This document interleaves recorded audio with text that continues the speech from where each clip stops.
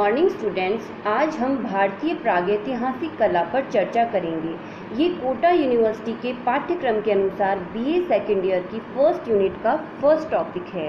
कला की उत्पत्ति कब और कैसे हुई, इसके विषय में निश्चित रूप से हमारे पास कोई साक्ष्य नहीं है, पर हम निश्चित तौर पर यह कह सकते हैं कि मानव जीवन के साथ ही कलाओं का जन्म हुआ होगा। प्रागैतिहासिक कला मनुष्य के आरंभिक अवस्था की कला है। इतिहास से पूर्व के काल को प्रागैतिहासिक काल कहा जाता है, अर्थात भाषा के विकास से पूर्व की अवस्था, जिसमें मनुष्य जंगलों में रहता था और संघर्षपूर्ण जीवन व्यतीत करता था। इसे पाषाण काल भी कहते हैं, क्योंकि उस समय मनुष्य पत्थर के औजारों, हथियारों और उपकरणों का प्रयोग करता था। प्रागैतिहासिक काल की कला को 3 भागों में विभाजित किया गया है। पहला पुरा पाषाण काल, दूसरा मध्य पाषाण काल और तीसरा उत्तर पाषाण काल। पुरा पाषाण काल का समय 30,000 से 25,000 ईसा पूर्व माना गया है। इसका मानव पूर्ण रूप से आदिम अवस्था में रहता था। उसका अधिकतर समय भोजन की तलाश में ही व्यतीत होता था। इस युग के मानव ने आग की खोज की, जो खोज की श्रृंखला में उसका पहला कदम था। इस काल में हमें पशुओं की हड्डियों और शिकार के लिए प्रयोग में आने वाले हथियारों के साक्ष्य प्राप्त होते हैं। इस समय का मानव पहाड़ों में निवास करता था। चित्रकला की दृष्टि से कोई महत्वपूर्ण साक्ष्य प्राप्त नहीं होता है। इस काल का मानव क्वार्टिज़ाइट मानव नाम से जाना जाता है।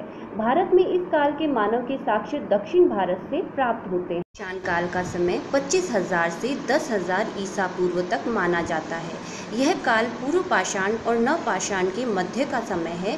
इस युग में कलात्मक अवशेषों का अभाव पाया जाता है। इस काल के मनुष्य के विषय में बहुत ही कम जानकारी प्राप्त होती है। इस युग में प्राप्त औजारों को सुडौल और ज्यामितीय रूप प्रदान किया गया। औजारों का आकार छोटा होता गया, जिन पर पॉलिश की जाती थी, जो मानव की सौंदर्यात्मक दृष्टि का परिचायक है। उत्तर पाषाण काल, जिसे कि नव पाषाण काल भी कहा जाता है, इसका समय 10,000 से 3,000 ईसा पूर्व तक माना गया है। नव पाषाण काल की सबसे बड़ी उपलब्धि कृषि का विकास था। कृषि के ज्ञान ने आदि मानव को एक जगह स्थायी रूप से बसने के लिए विवश कर दिया। खेती में सहायता के लिए जानवरों को पालतू बनाया एवं बस्तियों में रहने लगा। पहिए के आविष्कार ने उसकी संभावनाओं को और अधिक बल दिया। अब वह एक स्थान से दूसरे स्थान पर शीघ्रता के साथ जा सकता था। कुंभकारी द्वारा वह अब हाथ से बने बर्तनों का प्रयोग करने लगा। उसके द्वारा बनाए गए औजार साफ और सुथरे होते थे। इस काल के मानव ने सामूहिक प्रयास से शिकार करना सीख लिया था। चित्रकला का प्रारंभ भी इसी युग से माना जा सकता है। मानव ने इन चित्रों के माध्यम से अपने जीवन के कुछ आनंदमयी एवं भय से युक्त क्षणों को व्यक्त किया। इस काल के चित्र भारत के लगभग सभी भागों से प्राप्त होते हैं, परंतु सुरक्षा के कारणों से प्रागैतिहासिक मानव पहाड़ों को छोड़ ना सका और यही गुफा की दीवारों, शिलाश्रयों और खुली चट्टानों पर उसने अपने मन के भावों को चित्रों के रूप में उकेर दिया। भारत में प्रागैतिहासिक चित्रों की खोज का श्रेय उन अंग्रेज़ों को दिया जाता है जो आए तो शासन करने के उद्देश्य से थे, पर इस देश की गौरवमयी परंपरा व इतिहास से प्रभावित हो अध्ययन व खोज में लग गए। 1880 ईस्वी में आर्चिबाल्ड कार्लाइल महोदय ने विंध्याचल पर्वत श्रेणी में मिर्जापुर के निकट कैमूर पहाड़ी से कुछ गुफा चित्रों की खोज की, लेकिन इनकी सूचना मात्र वे दे सके। इसके बाद 1883 ईस्वी में जॉन कॉकबर्न ने इन चित्रों का सचित्र विवरण एशियाटिक सोसाइटी ऑफ बंगाल में प्रकाशित कराया, जिसमें घोड़ मगर नामक स्थान से गैंडे के आखेट की दृश्य की रेखा अनुकृति प्रकाशित की गई। इनके अतिरिक्त W Anderson, D.H. Gordon, G.R. Hunter, Percy Brown, Alan Houghton वाड्रिक, स्टुअर्ट पिकार्ड आदि ने इस क्षेत्र में महत्वपूर्ण कार्य किया। भारतीय खोजकर्ताओं में पंचानन मिश्र, अमरनाथ दत्त, प्रोफेसर कृष्ण दत्त वाजपेयी, विष्णु श्रीधर वाकणकर, राधाकांत तथा R.V. जोशी प्रमुख हैं। अब हम भारत के कुछ प्रमुख प्रागैतिहासिक कला केंद्रों के बारे में चर्चा करेंगे। मध्य प्रदेश के कुछ प्रमुख प्रागैतिहासिक कला केंद्र इस प्रकार हैं, जिनमें सबसे पहले है पंचमढ़ी। 1932 में G.R. हंटर ने सर्वप्रथम इन गुफाओं को देखा ये गुफाएं महादेव पर्वतमाला में स्थित हैं, जो पांडवों का निवास स्थान मानी जाती है। इन्हीं के नाम के कारण इन्हें पंचमढ़ी नाम से जाना जाता है। महादेव पर्वत के चारों ओर इमली खोह में सांभर, बैल, महिष का चित्र, मारणादेव की गुफा में शेर का आखेट का दृश्य, बाजार केव में विशालकाय बकरी का दृश्य, जम्बूद्वीप से शाही के आखेट का दृश्य प्राप्त हुआ है। पंचमढ़ी में चित्रों की 3 श्रेणियां मिलती हैं। इन चित्रों के अतिरिक्त अंतिम स्तर के चित्रों में सामाजिक जीवन, नृत्य, संगीत आदि विषय से संबंधित चित्रण किया गया है। भीमबेटका संसार में आदिकालीन अवशेषों के सबसे बड़े केंद्र के रूप में सामने आया है। इस गुफा की खोज उज्जैन विश्वविद्यालय के प्रोफेसर विष्णु श्रीधर वाकणकर ने की। यहाँ कुल 600 गुफाएं हैं, जिनमें से 275 में चित्र प्राप्त होते हैं। यहाँ से चित्रों के 2 स्तर प्राप्त हुए हैं। पहले स्तर के चित्रों में शिकार, नृत्य तथा जंगली जानवरों का चित्रण है, जबकि दूसरे स्तर के चित्रों में जानवर को मानव सहचर के रूप में दिखाया गया है। मध्य प्रदेश के मंदसौर जिले में मोरी नामक स्थान पर लगभग 30 गुफाएं प्राप्त हुई हैं, जिनमें प्रतीकात्मक चित्रण किया गया है। इन चित्रों में स्वास्तिक, सूर्य, चक्र, अनंत कमल दल, पीपल की पत्तियों का प्रतीकात्मक चित्रण एवं देहाती बांस की गाड़ी चित्रित है। पंचमढ़ी से 45 मील दूर नर्मदा नदी के तट पर कुछ गुफाओं की खोज मनोरंजन घोष ने 1922 ईस्वी में की। यहाँ आखेट के दृश्यों के अतिरिक्त जिराफ समूह, हाथी, विशालकाय महिष यानी भैंसा तथा जंगली मोर आदि के चित्र मिले हैं। साथ ही आरोही, अश्वारोही, सैनिकों के चित्र स्टेंसिल पद्धति में अंकित किए गए। यहाँ से छलांग लगाते हुए बारहसिंगा का बहुत ही प्रसिद्ध चित्र भी प्राप्त हुआ है। सिंघनपुर में माण नदी के किनारे 50 चित्रित गुफाएं मिली हैं। इनकी खोज 1910 में डब्ल्यू एंडरसन ने की। बाद में अमरनाथ दत्त ने 1913 में और पर्सी ब्राउन ने 1917 में इन गुफाओं के चित्रों का सचित्र विवरण प्रकाशित किया। गुफाओं के मुख्य चित्र आखेट, घायल भैंसा, असंयत गड़न का कंगारू आदि चित्र हैं। इन स्थानों के अतिरिक्त रायसेन, रीवा पन्ना, छतरपुर, कटनी, नरसिंहपुर, ग्वालियर, उदयगिरी, धर्मपुरी, चंबल नदी घाटी में पाषाणकालीन अवशेष मिले हैं। उत्तर प्रदेश के कुछ प्रमुख प्रागैतिहासिक कला केंद्र इस प्रकार हैं। सर्वप्रथम प्रागैतिहासिक चित्रों की खोज उत्तर प्रदेश के मिर्जापुर नामक स्थान पर हुई। इसकी खोज 1880 ईस्वी में कार्लाइल ने की। यह विंध्याचल पर्वत श्रेणी की कैमूर पहाड़ी की सोन नदी के किनारे पर 100 से अधिक चित्रित शिलाशय प्राप्त हुए हैं। चित्रों का मुख्य विषय आखेट के साथ साथ घरेलू जनजीवन है, जिससे यह प्रतीत होता है कि ये चित्र पाषाण काल के अंतिम चरण तक बनाए जाते रहे होंगे।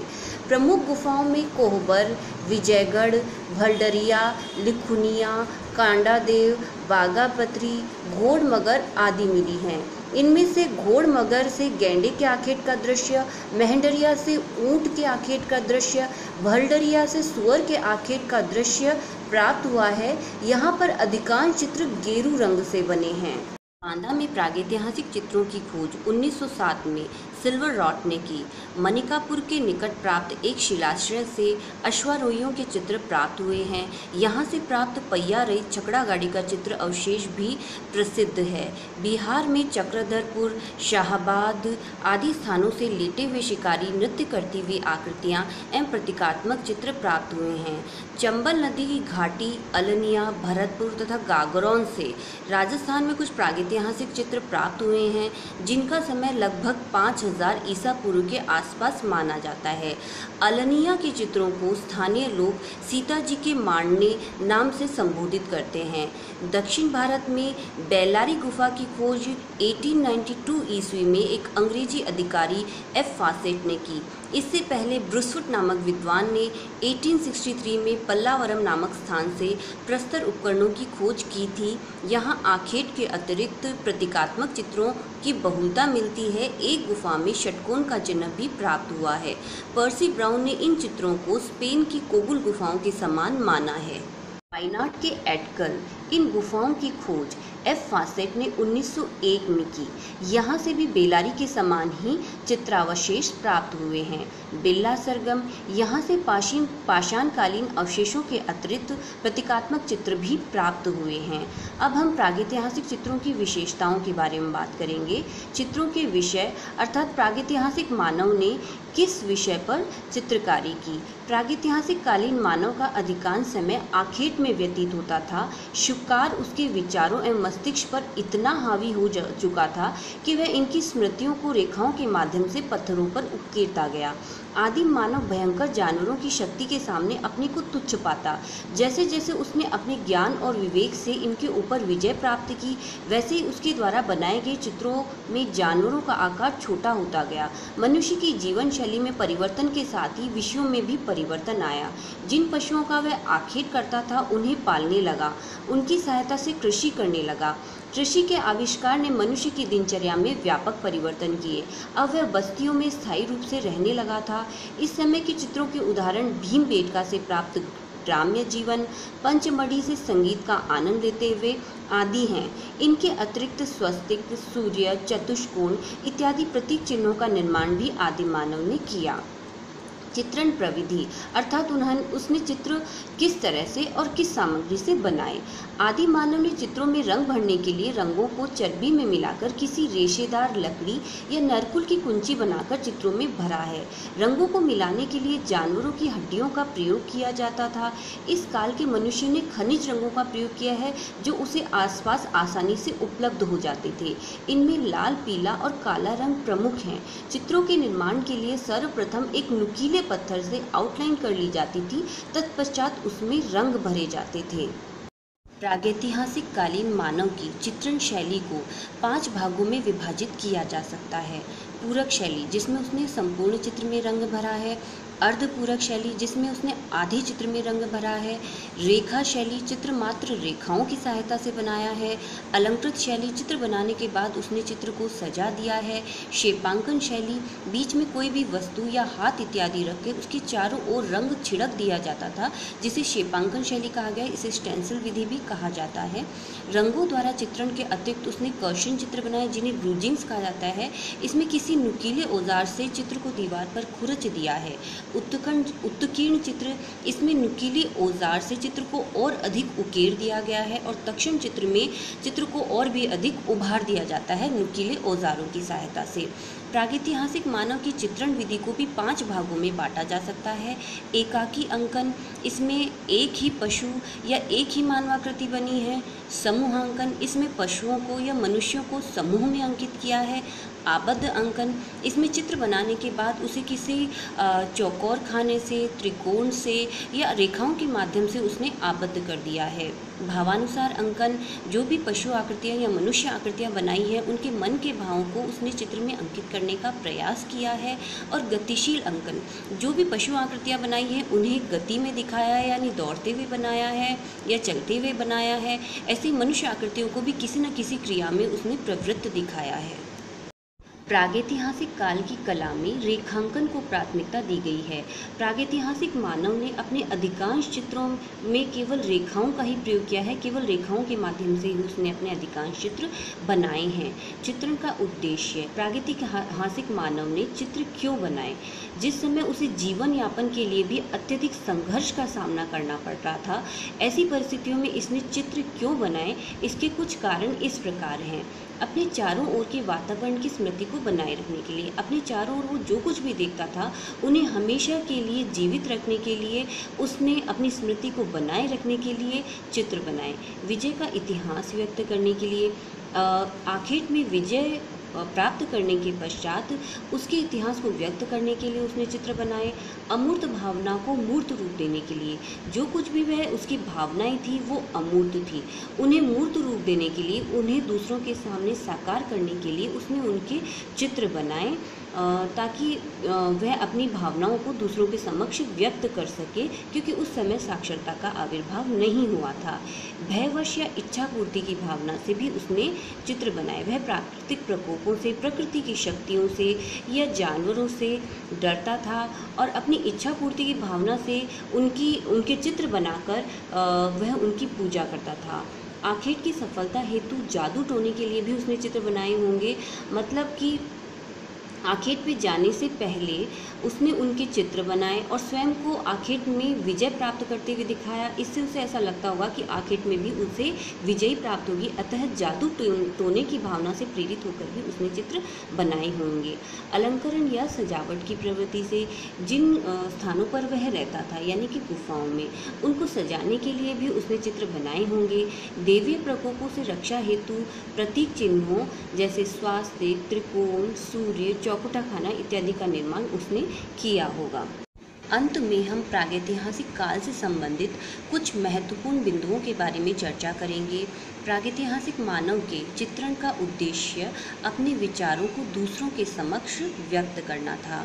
अधिकतर चित्र गुफाओं की छतों या दीवारों पर बने हैं।